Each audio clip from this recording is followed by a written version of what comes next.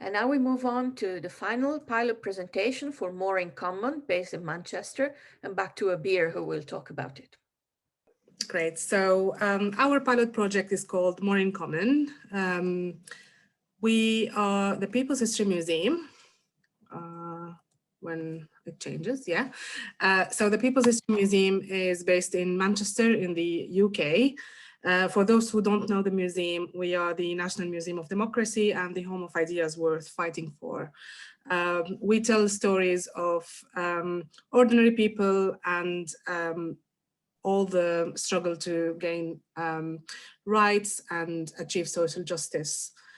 So the More in Common project is our pilot project, basically wanted and managed to create opportunities for different communities in Greater Manchester to meet, discuss, and explore what they have in common. As we will see shortly in the presentation, the culmination of the project was a physical exhibition and an online exhibition as well that took place this summer to mark the 5th anniversary since the Member of Parliament Jo Cox was murdered by a far-right terrorist. So we used her memorial wall, which I'll show you in a bit, as a stimulus for the project and the centerpiece for the exhibition. As for who we worked with, we wanted from the beginning to explore what this More in Common ethos means. So we wanted to attract a diverse group of participants. And we managed to reach out to as many, like as much as possible to create this diverse group of refugees, asylum seekers, second generation migrants, naturalized citizens, migrant workers and students, and also what we are calling native citizens. So we didn't really want to attract one certain nationality or one certain sort of communities. So this all started by having acquired this memorial wall. So you'll see the both sides here on the screen. This memorial wall was presented in front of the Parliament after the murder of Jo Cox, and after a while of it being there, you can see all the messages that were left from people who were visiting the square. The museum acquired that, and now it's part of our collection. It's never been on display.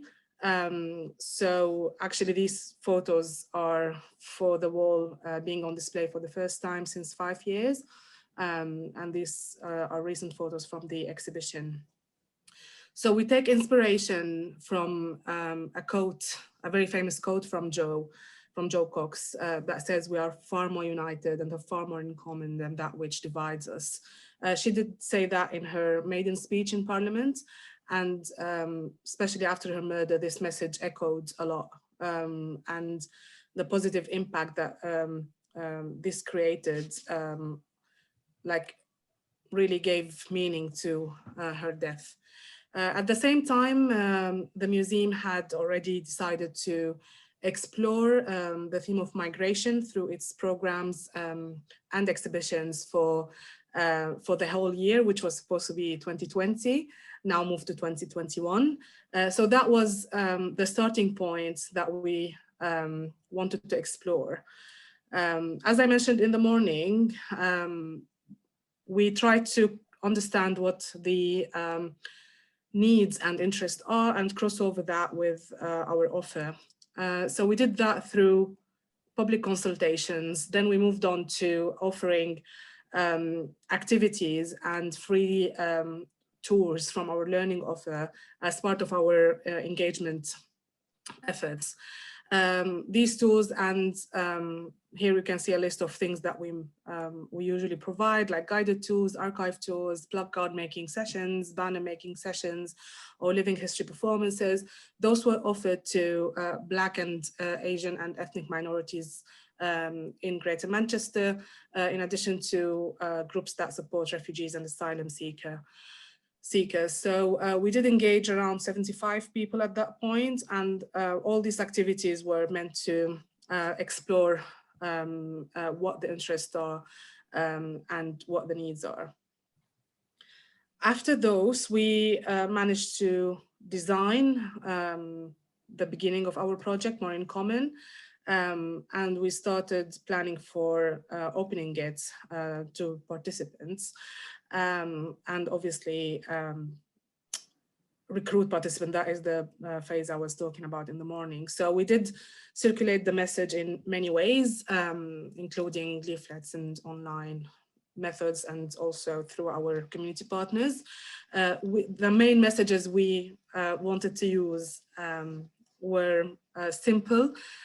You can see here on the screen just saying, do you believe that we can live together in a multicultural society without labels? Are you looking for a space to meet diverse range of people? And if the answer is yes, obviously you can just sign up for these sessions every 2 weeks at the museum, so we can discover what we have in common. The project from the beginning didn't have any, let's say, direction. We wanted to co-create with the people who will sign up. We did have an opening event as well, like a celebration, and we started collecting applications. We had a good number of people showing interest, over 60 as far as I remember, and we started meeting in 2 groups. So this was, it feels ages now. This is back in January 2020. So we were lucky, we managed to meet at least in person for 5 times for each group. So we had 10 workshops. The whole idea of those initial workshops were to create this or build this team and introduce each other's, get to know each other's, create develop our working values, which we stick to, understand what our motivations were. And this was done with the help of a facilitator who used games as well and plays to introduce these ideas. At that point, we were discussing how we want to continue. The idea was to keep meeting every 2 weeks with the entire groups to socialize and explore different themes in every workshop. The idea was to keep those workshops more relaxed, so if people miss it, they wouldn't miss like a crucial part of the project. And then we were hoping to create mini groups for people who would want to commit more. We managed to actually start talking about these mini groups before the pandemic. So that was good, but we never managed to continue as we wanted.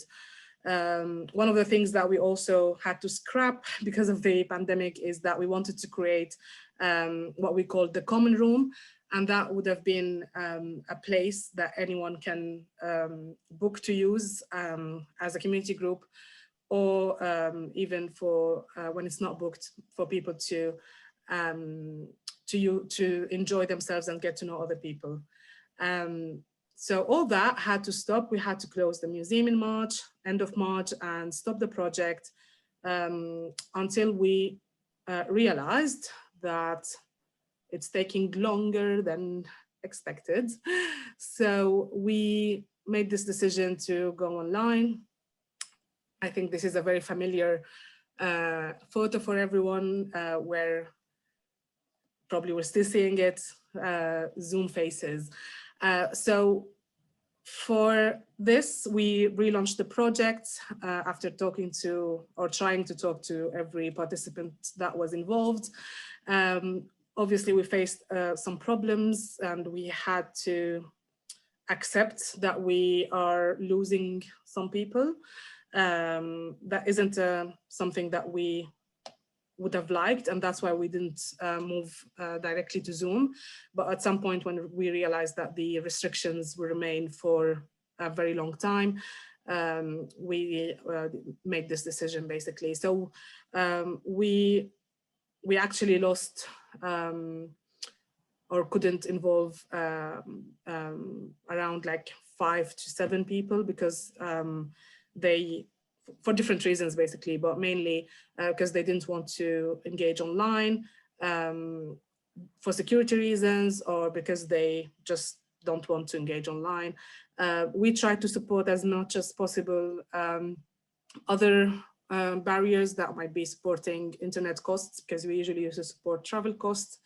So it's not like we couldn't do, it's just a personal preference for some that we couldn't really involve them. We hoped that we, at some point during the project, the restrictions will be lifted and we'll be able to continue with them as a small group. But this unfortunately didn't happen till this moment. So going back to how we continued, with the participants who were happy to continue, we created or built up on the mini groups that we started, because it was quite not practical to launch these sessions like for the entire group, because it will be hectic. So we continued in 4 small groups. We did from October 2020 till April 2021, we had with all the groups around 57 sessions. And these are some of the screenshots of the projects.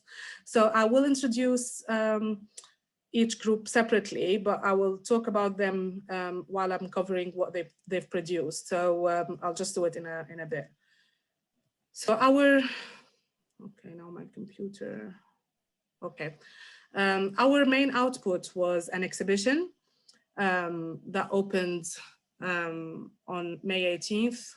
This was the first exhibition to go alongside others when the museums were allowed to open again in the UK. And it will be on display till next year, end of April. So the exhibition is called More in Common in memory of Joe Cox. You will see in a bit that half of the exhibition is around the creative outcome of those 4 groups, alongside, even it's more than half, alongside our journey. And the other half talks about Joe Cox. We managed to, throughout that year, get in touch and work with Joe's family and the Joe Cox Foundation, got a lot of the objects that can tell the story, digitized them as well. And we worked with a designer to create a design for the exhibition, which you'll probably notice that is very colorful and also has this sense of a collage. Because of the nature of the project, we found out that the exhibition is very busy, because there's the contribution of many people alongside the memorial wall, which is the centerpiece, which also has the contribution of many other people. Finally, this exhibition, as many of the exhibitions at the People's History Museum, had a steering group that made all the decisions around it, and that group was also made up from representatives from the participants. So now I'll just introduce the 4 groups and what they've produced. So the first group has been working with a textile artist, and they've produced this beautiful collection of costumes. I will invite you soon to learn more about these, but we can't cover everything in this presentation. But these costumes are a result of all their discussions around diversity, colonialism, the role of Manchester in the cotton trade industry, and all that is around that in terms of consumerism and slavery. It's a celebration of our diversity, and it's also reflecting on the heritage of some of the participants in particular. So each one of the participants created their own piece while working together online with a textile artist. The second output is called Looking for More in Common. This group consists of 5 women who worked with a photographer and a visual artist who supported their creative journey to create, to take photographs basically and create collages. As similarly to what Francesca mentioned, we found collages to be a very important tool to create discussions. So basically we were discussing a lot, talking about a lot of the experiences of the women as well. and reflecting on that. I will also invite you to see the individual work pieces later on. The third outcome is a day in the life, and that was a group that chose to work with a creative writer to express and basically write poems and diaries of lockdown, and this very busy installation was the result of their work. Finally, the fourth group created their own project, and they called it the Voices of Manchester. So this project invited strangers to sign up for a conversation facilitated by People's History Museum More in Common group, and we had to do it on Zoom, obviously, and then we created this beautiful animation out of it. So the animation is around 4 minutes long, but I really think it's worth showing it. So Alex, if you can share that animation, I think it gives a lot of perspective into what we've been doing.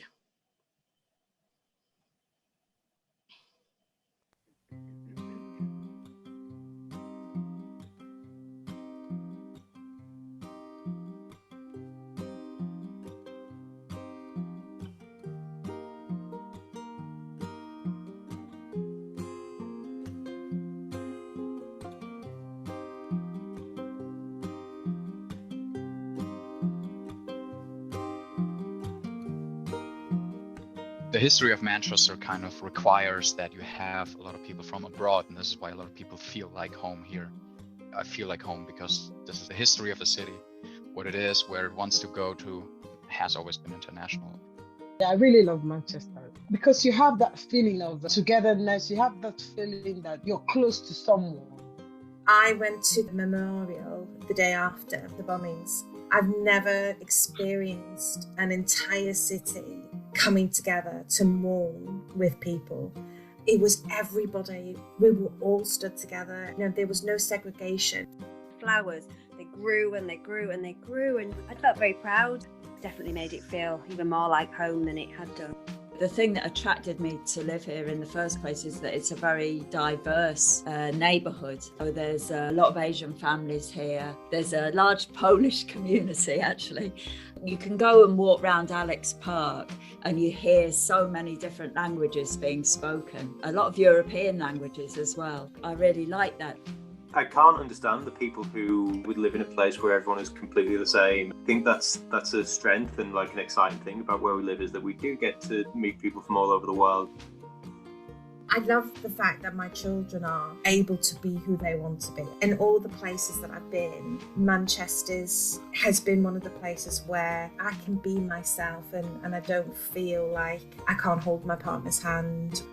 I love to celebrate our diversity in this country and the melting pot that it is. I just think we should be really proud of it, and we should be talking to each other and having dialogue a lot more than we do.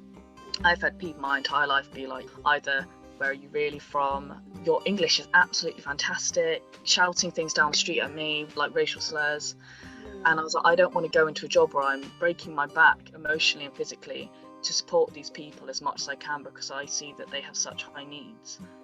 To then have them kind of insult me with something which my entire life, which until very, very recently has caused me so much upset and identity crisis of who I am or who I want to be. I wish somebody, a man especially, white man, and you heard somebody calling me and you stood up for me, and that to me, I will always remember. But so far, not many people do that. We do need to start educating more people that it's not acceptable, and we need your help. We need English people's help just to stand up together. Hopefully, we could live in a society where we could respect each other regardless of skin color. Coming from the East End of London, which was very multicultural, coming into Tameside was a huge culture shock. I mean, that's going back 27 years. There were no black families in Tameside whatsoever. There were Asians and there were white people, and it was very much separated. Over the years, I've seen it change a lot. I'm glad for the new investment and, the potential new jobs for people. What about Manchester's natural skyline that used to be there? What about the children running the park, that now the parks are being demolished and there's houses being thrown up. I realise that, yeah, they're making money, but at what cost? I feel quite rooted here, which maybe isn't always a good thing. Maybe it should be a thing of expand your boundaries a bit more, especially with the pandemic. The pandemic really brought forward the importance of community, because people are so isolated, and I think before people wouldn't necessarily think about the other people in their community and what they were up to. They were so busy just going about their own lives, and now people have had the time to reflect on it more. Hopefully that some good will come out of that.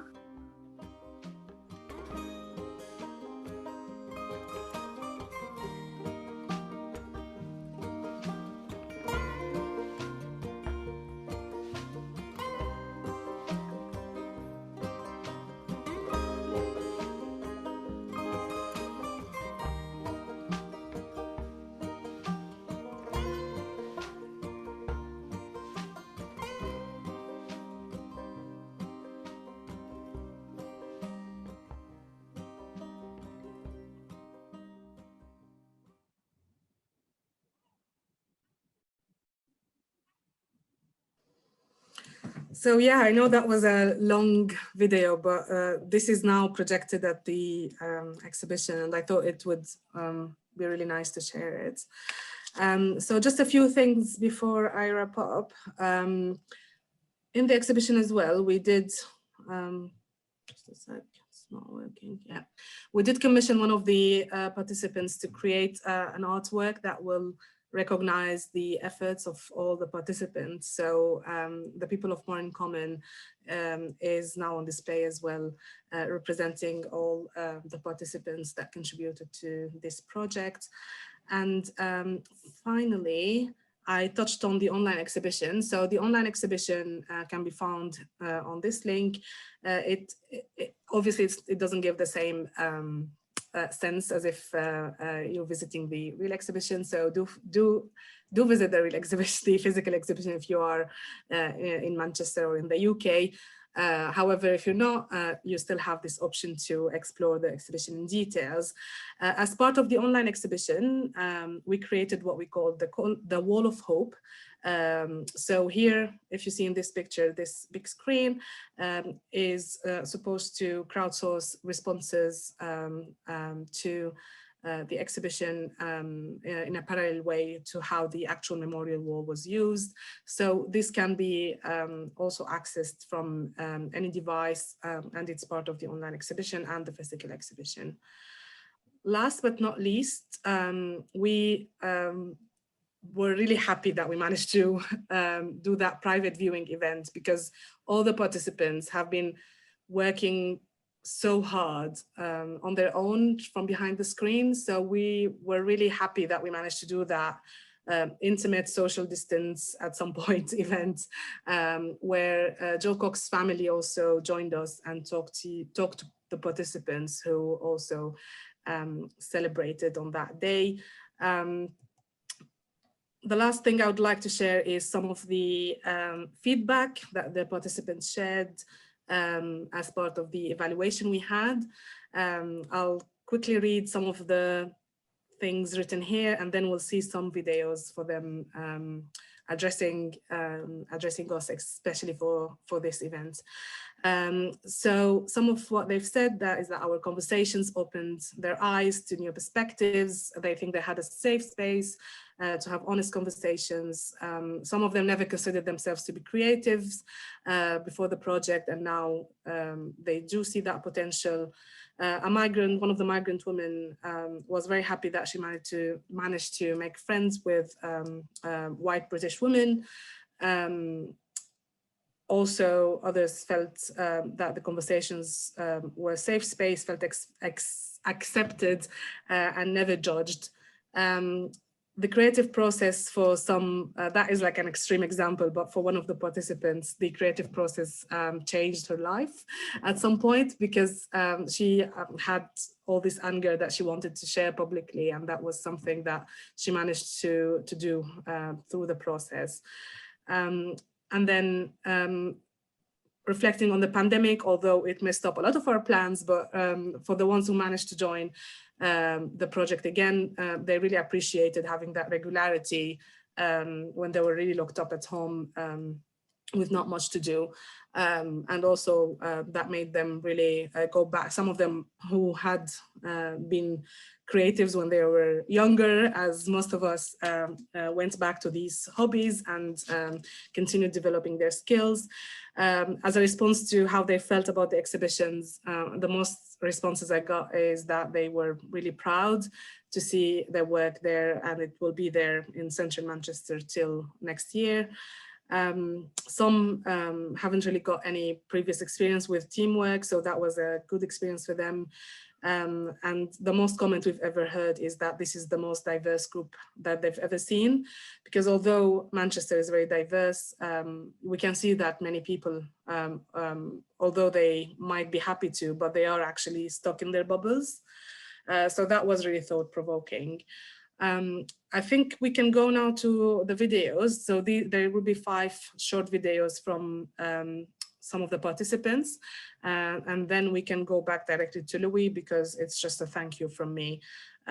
So you don't have to see my face again.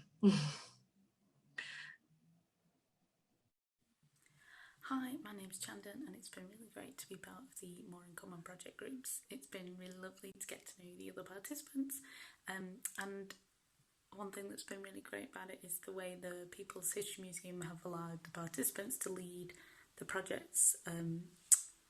When we first started, we really didn't know what it was going to be, but it was totally up to us, and that was really refreshing. I think the More in Common project was a great success, even though it was stopped in its tracks by the pandemic, and we started again online. I wasn't entirely sure whether that would work, but it did. I was involved in 2 groups. I really enjoyed both of them. They were very different. The Voices of Manchester group did involve us in meeting lots of new people and arranging for them to talk to each other. We had some really interesting and thought-provoking conversations come out of that, and I hope we could continue with that in some way. Personally, I've enjoyed meeting and working with people, and I think I will stay in touch with most of the people in those groups, and they come from very different backgrounds, ages, and so on, and I very much welcome that. Hi, this is Anwarita. I was part of the More in Common project, and especially the project about called The Thread That Binds Us. I really like that project. I really love this, the community that we built, and especially the creative process of connecting to each other and sharing our ideas and getting inspired by each other's ideas. It really felt like 4 or 5 different brains connected and building something together, even though if we were still in our own home most of the time and connecting through Zoom, it really felt that we were still connecting. And especially during those times, it was really a really great project to really still feel connected. Hello, I'm Judith. I'm one of the More in Common group at the People's History Museum. I was part of the writing group. I've had a really good time being part of that group. I've learned a lot about myself, about Manchester, about Jo and her values, and it's been an incredibly wonderful time working with everyone. Thank you to Abir and the People's History Museum for the wonderful opportunity to explore our diversity and find out it's really true that we have more in common. And it opened my eyes to lots of different perspectives. Sometimes you're used to seeing everything like a tunnel vision, isn't it? And it was nice to meet different people from various backgrounds, experience their perspective on the life that I'm leading or the world around us. It was nice to have these open conversations And really, I thank Abir a lot for giving us that platform, giving us that space where we didn't really feel we didn't have to hold back. We had wonderful conversations. We had an excellent time all in all. I look forward to many more of such programs which help us to empower migrants as well as people who are in the UK who are welcoming the migrants as well.